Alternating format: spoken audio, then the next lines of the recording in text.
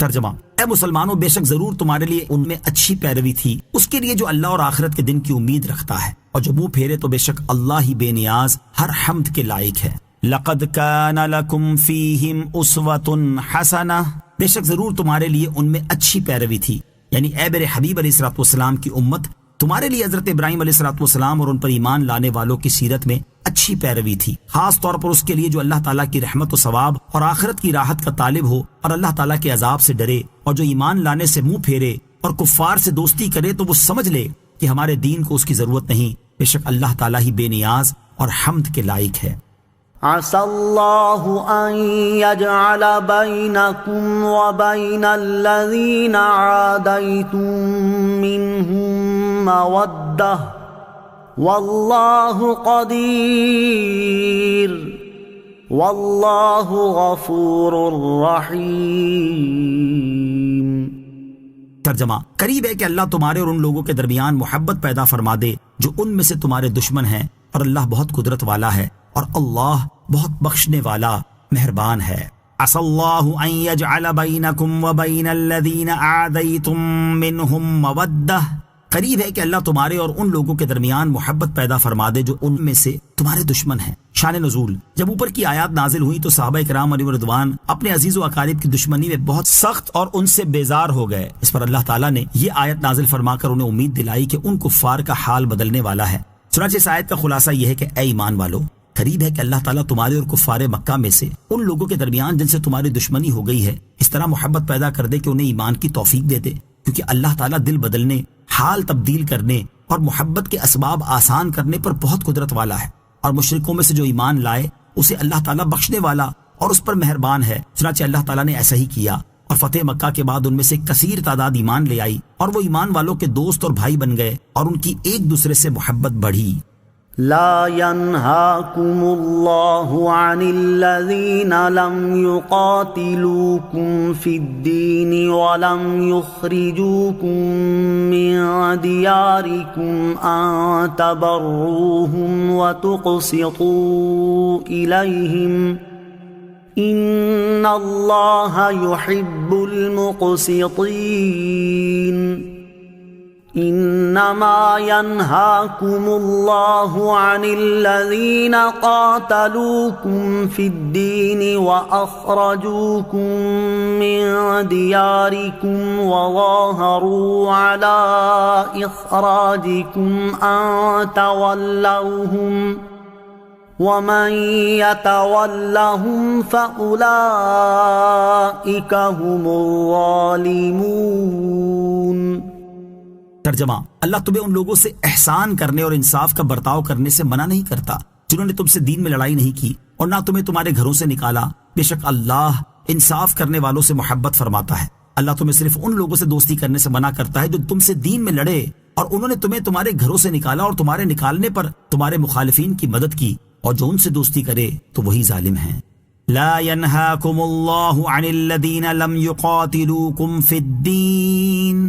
اللہ تمہیں ان لوگوں سے منع نہیں کرتا جنہوں نے تم سے دین میں لڑائی نہیں کی۔ اس آیت کی تفسیر میں کثیر اقوال اور اختلاف ہیں، اور عملی صورت جس پر اس آیت کو منطبق کرنا ہے وہ تو سینکڑوں سے زائد ہیں، لہذا صرف ایک راجع خلاصہ کلام یہاں پیش کیا جاتا ہے۔ تفصیل کے لیے فتاوی رضویہ کی 14ویں جلد میں موجود اعلیٰ حضرت امام احمد رضا خان رحمۃ اللہ تعالی کے رسالے المحجۃ المؤتمنہ فی آیات الممتحنہ کا مطالعہ کریں۔ خلاصہ آیت یہ ہے کہ جن کفار سے مسلمانوں کا امن و امان کا معاہدہ ہے یا جو ذمی کفار ہیں ان کے ساتھ بر یعنی اچھا سلوک کرنے اور اقساط کی ممانعت نہیں بلکہ اجازت ہے، جبکہ ان کے علاوہ کے ساتھ ممانعت ہے۔ اقساط کا معنی اور بر و اقساط دونوں کی تفصیل کے لیے یہ کلام سماعت فرمائیں۔ بر یعنی نیکی کرنا، حسن سلوک کرنا کیا ہے؟ اعلیٰ حضرت امام احمد رضا خان رحمۃ اللہ تعالی نے کفار کے ساتھ بر و صلہ کی 3 صورتیں بیان فرمائی ہیں۔ ان کا خلاصہ یہ ہے کہ کفار کے ساتھ بر و صلہ کی 3 صورتیں ہیں۔ نمبر 1، اعلیٰ صورت، اپنی کسی صحیح غرض کے بغیر بالقصد محض کافر کو نفع دینا اور بھلائی پہنچانا مقصود ہو۔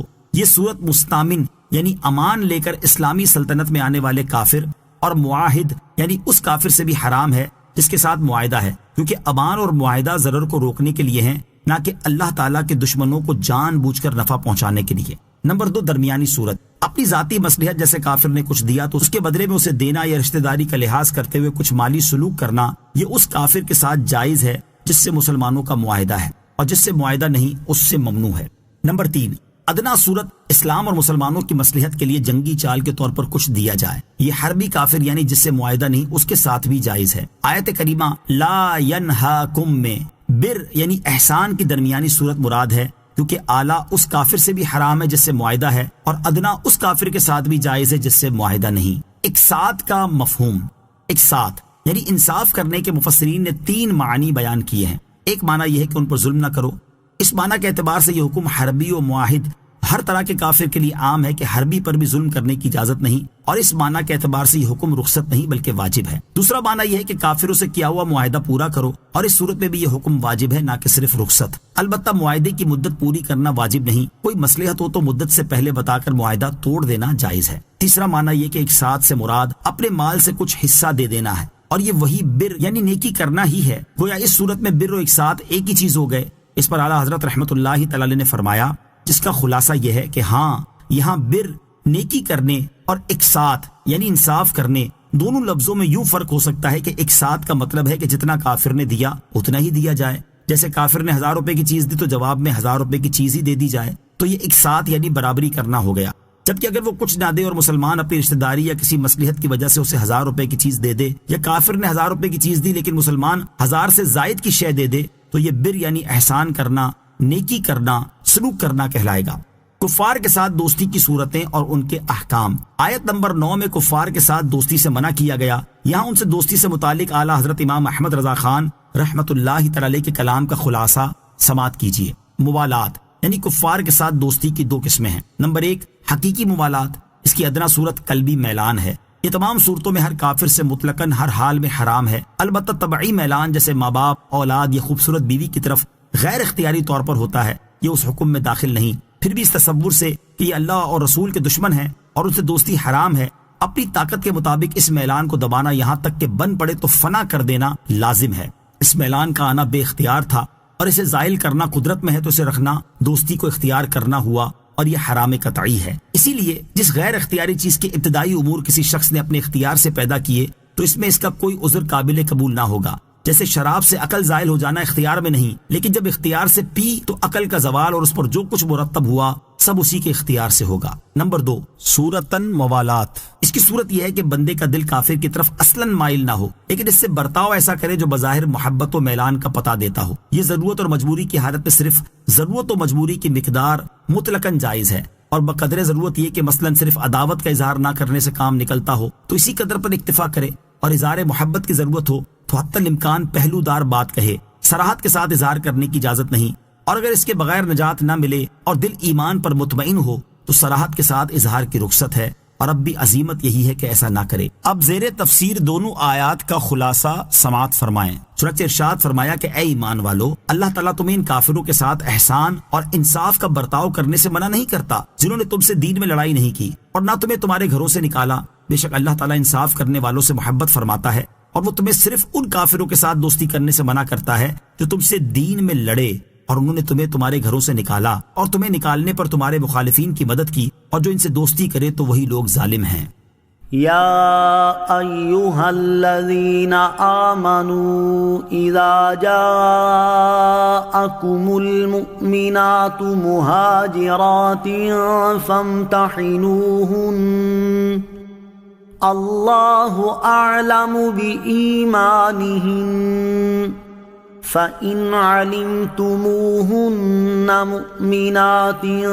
فَلَا تَرْجِعُوهُنَّ إِلَى الْكُفَّارِ لَا هُنَّ حِلٌّ لَهُمْ وَلَا هُمْ يَحِلُّونَ لَهُنَّ وَآتُوهُمْ مَا أَنفَقُوا وَلَا جُنَاحَ عَلَيْكُمْ أَن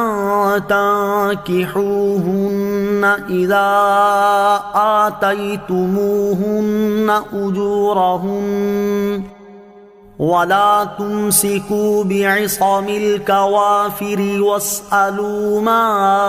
أَنفَقْتُمْ وَلْيَسْأَلُوا مَا أَنفَقُوا ذَلِكُمْ حُكْمُ اللَّهِ يَحْكُمُ بَيْنَكُمْ واللہ علیم حکیم۔ ترجمہ: اے ایمان والو، جب تمہارے پاس مسلمان عورتیں کفرستان سے اپنے گھر چھوڑ کر آئیں تو ان کا امتحان کرو، اللہ ان کے ایمان کا حال بہتر جانتا ہے۔ پھر اگر وہ تمہیں ایمان والیاں معلوم ہوں تو انہیں کافروں کی طرف واپس نہ لوٹاؤ، نہ یہ ان کافروں کے لیے حلال ہے اور نہ وہ کافر ان کے لیے حلال ہیں، اور ان کے کافر شوہروں کو وہ حق مہر دے دو جو انہوں نے خرچ کیا ہو، اور تم پر کچھ گناہ نہیں کہ ان سے نکاح کر لو جب ان کے مہر انہیں دو، اور کافرہ عورتوں کے نکاح پر نہ جمے رہو، اور وہ مانگ لو جو تم نے خرچ کیا ہو، اور کافر مانگ لیں جو انہوں نے خرچ کیا۔ یہ اللہ کا حکم ہے، وہ تم میں فیصلہ فرماتا ہے، اور اللہ بہت علم والا بڑا حکمت والا ہے۔ یا ایھا الذین آمنوا اذا جاءکم المؤمنات مہاجرات، اے ایمان والو، جب تمہارے پاس مسلمان عورتیں اپنے گھر چھوڑ کر آئیں۔ اس آیت میں ہجرت کر کے آنے والی مسلمان عورتوں کے بارے میں 7 احکام دیے گئے ہیں۔ نمبر 1، اے ایمان والو، جب کفرستان سے مسلمان عورتیں اپنے گھر چھوڑ کر تمہارے پاس آئیں تو ان کی جانچ کر لیا کرو کہ ان کی ہجرت خالص دین کے لیے ہے۔ ایسا تو نہیں ہے کہ انہوں نے اپنے شوہروں کی عداوت میں گھر چھوڑا ہو، اور یاد رکھو کہ ان عورتوں کا امتحان تمہارے علم کے لیے ہے، ورنہ اللہ تعالیٰ تو ان کے ایمان کا حال تم سے بہتر جانتا ہے۔ ان کی جانچ کا طریقہ یہ ہے کہ ان سے قسم لی جائے، جیسا کہ حضرت عبداللہ ابن عباس رضی اللہ تعالیٰ عنہما فرماتے ہیں، ان عورتوں کو قسم دی جائے کہ وہ نہ شوہروں کی عداوت میں نکلی ہیں اور نہ اور کسی دنیاوی وجہ سے، بلکہ انہوں نے صرف اپنے دین و ایمان کے لیے ہجرت کی ہے۔ نمبر 2، اگر جانچ کے بعد وہ تمہیں ایمان والیاں معلوم ہو تو انہیں ان کے کافر شوہروں کی طرف واپس نہ لوٹاؤ، کیونکہ نہ یہ مسلمان عورتیں ان کافروں کے لیے حلال ہیں اور نہ وہ کافر مرد ان مسلمان عورتوں کے لیے حلال ہیں۔ اس سے معلوم ہوا کہ اگر کافر کی کافرہ بیوی ایمان لا کر ہجرت کر جائے تو وہ اس کافر کے نکاح سے نکل جائے گی۔ نمبر 3، ان کے کافر شوہروں کو وہ حق مہر دے دو جو انہوں نے ان عورتوں کو دیے تھے۔ شان نزول: یہ آیت صلح حدیبیہ کے بعد نازل ہوئی۔ صلح میں یہ شرط تھی کہ مکہ والوں میں سے جو شخص ایمان لا کر سرکار دو عالم صلی اللہ تعالی علیہ وسلم کی خدمت میں حاضر ہو اس کو اہل مکہ واپس لے سکتے ہیں، اور اس آیت میں یہ بیان فرما دیا گیا کہ یہ شرط صرف مردوں کے لیے ہے، عورتوں کی تصریح عہد نامے میں نہیں، اور نہ عورتیں اس قرارداد میں داخل ہو سکتی ہیں کیونکہ مسلمان عورت کافر کے لیے حلال نہیں۔ بعض مفسرین نے فرمایا کہ آیت کا یہ حصہ پہلے حکم